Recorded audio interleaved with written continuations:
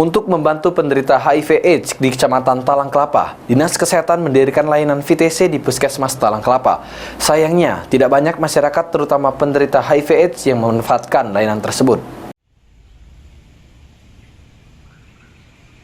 Untuk membantu penderita HIV/AIDS di Kecamatan Talang Kelapa, Dinas Kesehatan mendirikan layanan VTC di Puskesmas Talang Kelapa.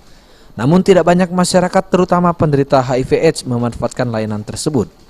Padahal untuk mendapatkan layanan VTC, pasien ataupun masyarakat sama sekali tidak dikenakan biaya. Selain itu data mereka juga dijaga kerahasiaannya. Memang iya positif atau negatif itu nanti baru masuk ke pencatatan kita. Intinya di sini kita terjamin tuh privasinya.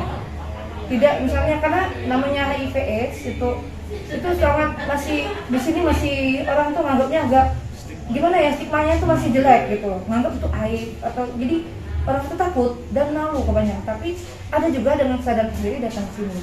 Dan kita jamin insya Allah di Pusat Kajadi ini untuk kerahasiaan dan privasi pasien itu kita jaga. Lebih lanjut, Kepala Puskesmas menerangkan jika penularan HIV/AIDS juga dapat terjadi melalui jarum suntik narkoba, alat cukur yang terkena darah penderita HIV/AIDS, serta hubungan badan yang tidak sehat dan berganti-ganti pasangan. Selain memberikan layanan VTC, tim konselor juga kerap mendatangi perusahaan, namun sayang tidak banyak perusahaan yang menerima layanan yang diberikan. Dari data Dinkes Provinsi Sumatera Selatan, terdapat 19 kasus penderita HIV/AIDS di Banyuasin, yang terbanyak kedua setelah kota Palembang. Sulaiman, PAL TV.